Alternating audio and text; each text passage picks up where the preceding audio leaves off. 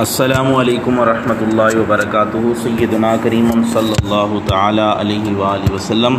فرض علوم کورس میں آج انشاءاللہ عز و جل ہم وطر کا بیان مکمل جانیں گے، اور اس میں سب سے پہلے یہ بات یاد رکھیں کہ جو ہے نماز وطر، اس میں جو ہے وہ کچھ اختلاف ہے کہ وطر کتنے ہیں، ایک ہے یا تین ہیں۔ دوسرا اختلاف یہ ہے کہ دعائے قنوت جو ہے وہ کہاں پڑھنی ہے، رکوع کے اندر جا کے پڑھنی ہے یا رکوع سے پہلے پڑھنی ہے۔ اور تیسرا یہ ہے کہ جو دعائے قنوت ہے وہ صرف یہ نماز وطر میں ہے یا اس کے علاوہ نمازوں میں بھی پڑھ سکتے ہیں۔ تو یہ چند جو ہے وہ اختلاف ہیں۔ تو پہلی بات ایک یہ بھی ہے کہ وطر واجب ہے یا سنت ہے۔ تو سب سے پہلے بات یاد رکھ لیں، وطر جو ہے یہ واجب ہے، اور وطر ایک سلام کے ساتھ 3 رکعتیں ہیں۔ امام اعظم ابو حنیفہ رحمۃ اللہ تعالی علیہ کے نزدیک وطر واجب ہے، جبکہ امام محمد اور امام ابو یوسف رحمۃ اللہ تعالی علیہ کے نزدیک وطر سنت مؤکدہ ہیں۔ لیکن قول اسی پر ہے کہ وطر جو ہے وہ واجب ہیں، جیسا کہ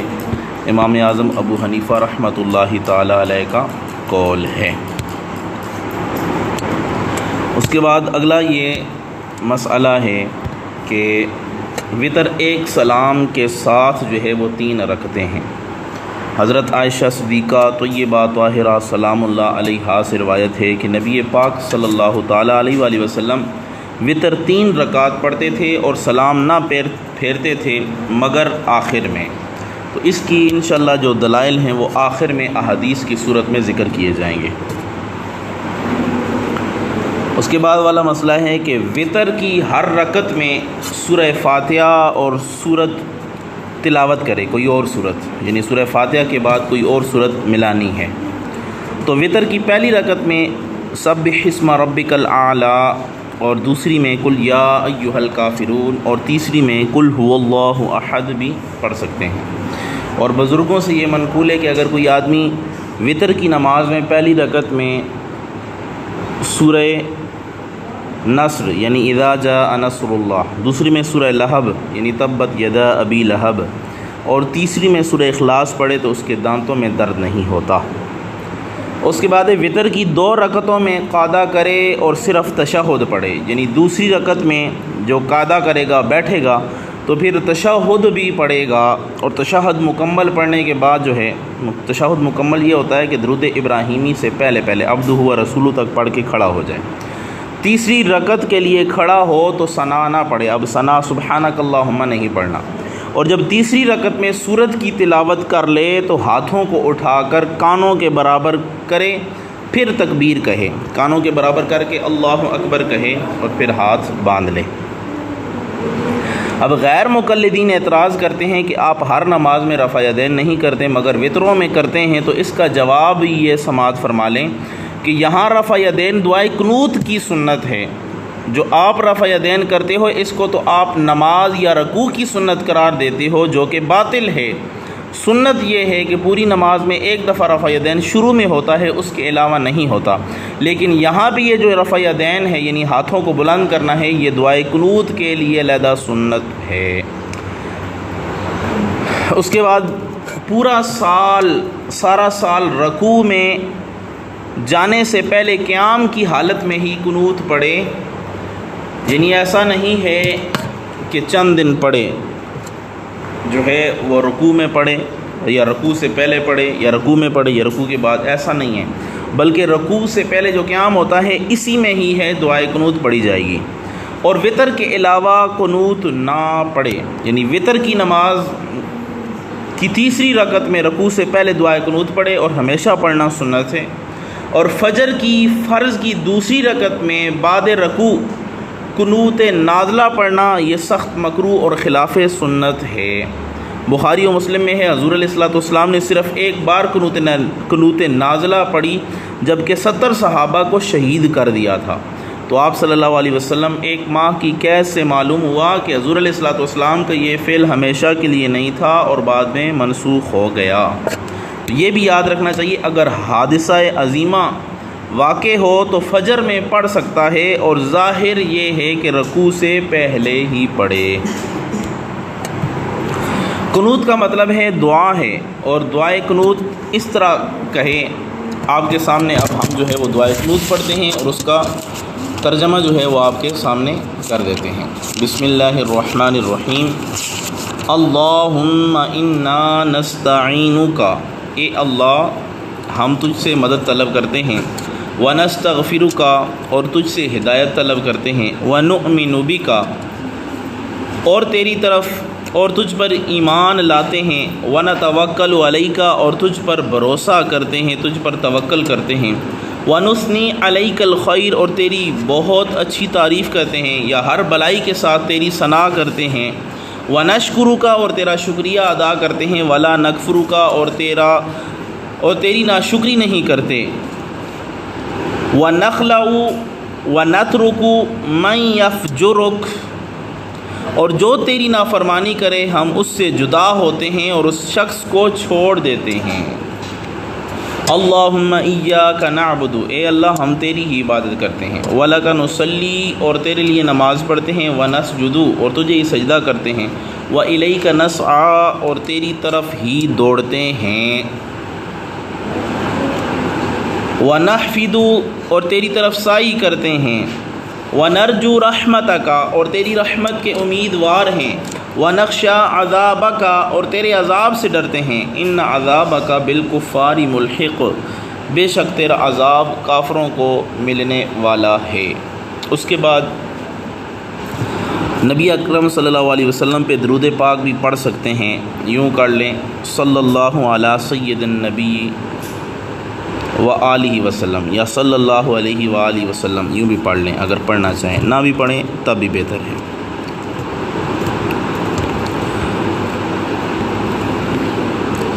اب مقتدی، اگلا مسئلہ یہ ہے کہ مقتدی امام کی طرح دعائے قنوت پڑھے گا۔ صحیح یہی ہے کہ امام اور مقتدی دونوں آہستہ آواز میں جو ہے وہ دعائے قنوت پڑھیں گے، اور جب پہلی والی دعا کے بعد دوسری دعا پڑھے، یہ وہ دعا ہے جو حضور اقدس صلی اللہ علیہ وسلم نے امام حسن رضی اللہ تعالیٰ عنہ کو تعلیم فرمائی، اور دونوں دعاؤں کو پڑھنا جو ہے یہ بہتر ہے۔ اور امام ابو یوسف رحمۃ اللہ علیہ نے کہا ہے کہ مقتدی امام کی اتباع کرے اور امام کے ساتھ دعا پڑھے، اور امام محمد رحمۃ اللہ علیہ نے کہا ہے کہ مقتدی امام کی اتباع نہ کرے بلکہ آمین کہے، اور وہ یہ دعا ہے۔ وہ دعا بھی ہم آپ کے سامنے پڑھ لیتے ہیں۔ اللہم اہدنا بفضلک فی من ہدیت، وعافنا فی من عافیت، وتولنا فی من تولیت، وبارک لنا فی من اعطیت، وقنا شر ما قضیت، انک تقضی ولا یقضی علیک، انہ لا یذل من والیت ولا یعز من عادیت، تبارکت ربنا وتعالیت، وصلی اللہ تعالی علی سیدنا محمد وآلہ وصحبہ وسلم۔ یہ دعا بھی پڑھ سکتے ہیں۔ ترجمہ اس کا سماعت فرمائیں۔ الہی اپنے فضل سے ہمیں ہدایت عطا فرما، اللہم اہدنا بفضلک، اللہم اہدنا بفضلک، اے اللہ ہمیں اپنی طرف سے ہدایت عطا فرما، فی من ہدیت ان لوگوں میں جن کو تو نے ہدایت دی ہے، وعافنا فی من عافیت اور ہمیں عافیت دے ان لوگوں کے زمرے میں جن کو تو نے عافیت دی ہے، وتولنا فی من تولیت اور ہمارا والی ہو ان میں جن کا تو والی ہے یا جن کا تو ولی ہے، وبارک لنا فی من اعطیت وقنا شر ما قضیت انک تقضی ولا یقضی علیک، اور جو کچھ تو نے دیا ہے اس میں ہمیں برکت دے، اور جو کچھ تو نے فیصلہ کر لیا ہے اس کے شر سے مجھے بچا لے، بے شک تو حکم کرتا ہے تجھ پر حکم نہیں کیا جاتا، انہ لا یذل من والیت ولا یعز من عادیت، تبارکت ربنا وتعالیت، بے شک تیرا دوست ذلیل نہیں ہوتا اور تیرا دشمن عزت نہیں پاتا، تو بابرکت ہے، تو پاک ہے۔ صلی اللہ علی سیدنا محمد و آلہ و صحبہ وسلم۔ ہمارے آقا صلی اللہ تعالیٰ علیہ وآلہ وسلم اور آپ کی آل اور اصحاب پر اللہ کی رحمت ہو۔ وسلم بھی پڑھ سکتے ہیں تاکہ جو ہے وہ امر کسی کا ہو کہ آپ سلام بھیجیے۔ اس کے بعد اگلا مسئلہ ہے، یہاں پہ ایک اور حدیث پاک امام طبرانی کی نقل کر دیتا ہوں کہ حدیث میں آتا ہے کہ جب تک آقا علیہ الصلوۃ والسلام پہ درود نہ پڑھا جائے تو دعا معلق رہتی ہے۔ تو یہ دعائے قنوت کے آخر میں بھی درود شریف اس وجہ سے علماء کہتے ہیں کہ پڑھ لینا چاہیے تاکہ یہ دعائے قنوت بھی اللہ کی بارگاہ میں پہنچ جائے، قبول ہو جائے۔ اور جو شخص دعائے قنوت نہیں پڑھ سکتا تو وہ 3 مرتبہ اللہم اغفر لی، اللہم اغفر لی، اللہم اغفر لی کہہ دے، کیونکہ تکبیر قنوت بھی واجب ہے اور دعائے قنوت بھی واجب ہے، مگر محض دعائے قنوت پڑھی جاتی ہے یہ واجب نہیں ہے، بلکہ مطلق دعائے قنوت واجب ہے، یعنی قنوت پڑھنا کوئی بھی دعا ہو بیچ میں پڑھنا واجب ہے۔ بے شک اللہم اغفر لی یہ والی پڑھے یا اللہم انا نستعینک والی پڑھے، یا یہ کہہ لے اے اللہ ہمیں دنیا اور آخرت میں بلائی عطا فرما اور ہمیں آگ کے عذاب سے بچا لے، یعنی یوں دعا بھی پڑھ سکتا ہے۔ وہ 3 دفعہ، ایک دفعہ پڑھ لیں ربنا آتنا فی الدنیا حسنۃ وفی الآخرۃ حسنۃ وقنا عذاب النار۔ اگر دعائے قنوت وہ والی نہیں آتی اللہم انا نستعینک والی تو یہ پڑھ سکتا ہے۔ اگر یہ بھی نہیں آتی تو یہ پھر یہ پڑھ لے یا ربی یا ربی یا ربی، 3 دفعہ یہ پڑھ کے جو ہے وہ اللہ اکبر کر کے چلا جائے تو اس کی دعائے قنوت یا اس کے وتر جو ہے وہ ادا ہو جائیں گے۔ اگلا مسئلہ ہے، اور جب ایسے امام کی اقتداء کی جو فجر میں قنوت پڑھتا ہے، یعنی حنفی دوسرے مذہب والے کی اقتداء جب کر سکتا ہے کہ جو حنفی کے نزدیک ناقض طہارت یا مفسد نماز ہے، تو دوسرے مذہب والا اس کی رعایت کرتا ہو اور صرف مشروع میں اقتداء کرے، غیر مشروع میں نہیں، اور رکوع میں رفع یدین اور ہمارے نزدیک منسوخ ہے تو اس میں امام کی مطابقت نہیں۔ اسی طرح قومے میں ہاتھ اٹھا کر دعا مانگنا شافعیہ کے نزدیک نماز فجر کی دوسری رکعت میں جائز ہے اور ہمارے نزدیک یہ نامشروع ہے، لہذا اس میں اتباع جائز نہیں ہے، مگر نفس قومہ مشروع ہے، تو لہذا جب تک قومے میں قنوت پڑھے خاموشی سے یہ کھڑا رہے۔ یاد رکھیں اگر کوئی شافعی امام جو ہے وہ آگے کھڑا ہو گیا تو ان کے نزدیک نواقض وضو ایک چیز یہ ہے کہ وضو کا ٹوٹ جانا، تو ان کے نزدیک جو ہے اگر خون نکل آیا تو اس سے وضو نہیں ٹوٹتا، جبکہ ہمارے نزدیک جو ہے وہ خون نکلے اگر خون بہہ پڑا تو وضو ٹوٹ جاتا ہے۔ تو اس وجہ سے اگر ایسا امام کہ جو اس چیز کی رعایت نہیں کرتا کہ خون بہہ گیا جو ہے اس کا نکل کے بہہ گیا اور اس نے ایسی نماز پڑھا دی تو ہماری نزدیک پھر اس کے پیچھے نماز نہیں ہوگی، اس وجہ سے احتیاط کرنی چاہیے۔ تو اظہر قول کے مطابق قنوت میں خاموشی سے امام کے ساتھ کھڑا رہے اور ہاتھوں کو پہلوؤں پر چھوڑ دے۔ اگر وتر میں قنوت پڑھنا بھول گیا اور رکوع میں یاد آیا یا رکوع سے اٹھنے کے بعد یاد آیا تو قنوت اب نہ پڑھے۔ اگلا مسئلہ، اگر رکوع سے سر اٹھانے کے بعد قنوت پڑھی تو رکوع کا اعادہ نہ کرے۔ تو یہ بھی یاد رکھیں اگر رکوع کا اعادہ کر لیا اور مقتدیوں نے جو ہے وہ پہلے رکوع میں امام کا ساتھ نہ دیا اور دوسرا امام کے ساتھ کیا، یا پہلے میں ساتھ دیا دوسرے میں ساتھ نہ دیا، دونوں حال میں ان کی بھی نماز فاسد نہ ہوگی، اور رکوع کا اعادہ اس لیے نہ کرے کہ رکوع نماز کا حصہ جو ہے وہ نہیں ہے۔ اور اس کے علاوہ سجدہ سہو کرے کیونکہ قنوت محل اصلی سے ہٹ گئی ہے، تو دعائے قنوت کا محل اصلی یعنی رکوع سے پہلے تھا تو یہاں رکوع کے بعد کر لی، رکوع کیا پھر دوبارہ واپس آیا دعائے قنوت پڑھ لی اس نے، یا رکوع میں دعائے قنوت پڑھ لی تھی کسی نے بھول کے، تو اب جو ہے وہ اصل محل جو تھا وہ تبدیل اس نے کر دیا تو اس وجہ سے دعائے قنوت پڑھے گا۔ اگر امام نے مقتدی کی دعائے قنوت پڑھنے سے پہلے دعائے قنوت شروع کرنے سے پہلے امام نے رکوع کر لیا، یعنی مقتدی نے ابھی جو ہے وہ دعائے قنوت نہیں شروع کی تھی، امام نے رکوع کر لیا اور مقتدی کو رکوع کے فوت ہونے کا خوف ہو تو مقتدی امام کی اتباع کرے گا، پھر جو ہے وہ جو تھوڑا سا پڑھ لیا بس ٹھیک ہے، امام کی اقتداء کرے اور اللہ اکبر کر کے جو ہے وہ رکوع میں چلا جائے۔ اگر امام نے دعائے قنوت نہیں پڑھی تو اگر رکوع میں امام کے ساتھ شرکت ممکن ہو تو مقتدی دعائے قنوت پڑھے، ورنہ امام کی اتباع کرے۔ اگر پڑھ سکتا ہے فوراً پڑھ کے رکوع میں چلا جائے، اگر نہیں تو پھر ایسے ہی رکوع میں چلا جائے۔ اگر نمازی نے وطر کی تیسری رکعت کے رکوع میں امام کو پا لیا، ایک آدمی آیا، وطر کی نماز ہو رہی تھی، تیسری رکعت تھی وطر کی، رمضان کے تراویحوں کے بعد وہ تیسری رکعت میں آ کے مل رہا، تیسری رکعت کے رکوع میں امام کو پا لیا تو وہ دعائے قنوت کو پانے والا شمار ہوگا، اور جو 2 رکعتیں باقی رہ گئی ہیں ان میں دعائے قنوت نہیں پڑھے گا، ایک رکعت پڑھے گا بیٹھ جائے گا کیونکہ اس کی 2 ہو جائیں گی، پھر دوسری رکعت پڑھے گا، اس میں بھی جو ہے وہ دعائے قنوت وغیرہ نہیں پڑھے گا، بس آخری رکعت جو ہوگی وہ اس کی، کیونکہ جو آخری رکعت تھی اس کی وہ پہلی ہو گئی، تو جو آخری اس کی 2 رکعتیں رہ گئی تھیں وہ پہلی والی ہو جائیں گی دعائے قنوت کی۔ فقط رمضان میں وطر با جماعت ادا کیے جائیں۔ رمضان میں وطر با جماعت ادا کرنا رات کے آخری حصے میں تنہا ادائیگی سے افضل ہیں، تو اسے قاضی خان نے اختیار کیا ہے، علامہ قاضی خان نے، اور کہا ہے کہ یہی صحیح ہے، اور دیگر فقہا نے اس کے خلاف کو بھی صحیح قرار دیا ہے۔ اب یہاں پہ 3 مسئلے اور سماعت فرما رہے ہیں۔ اگر مسبوق جو بعد میں آ کے ملا، تیسری رکعت کے رکوع کے بعد امام کے ساتھ ملا، تو بعد کو جو پڑھے گا اس میں قنوت پڑھے گا، کیونکہ وہ رکوع میں جا کے ملا ہے یا رکوع کے بعد جا کے ملا ہے، تو اس وجہ سے رکوع کے بعد جب جا کے ملا تو اسے وہ رکعت ہی نہیں ملی، تو اس وجہ سے وہ بعد میں قنوت بھی پڑھے گا۔ وطر جماعت سے پڑھنا افضل ہے یا تنہا، یہ 2 قول جو ہیں، لیکن جو پہلا قول ہے کہ جماعت کے ساتھ پڑھے یہ زیادہ افضل ہے۔ اب یہاں پہ آپ کے سامنے احادیث سے وطر کے بارے میں جو ہے وہ دلائل پیش کرتا چلوں۔ وطر کی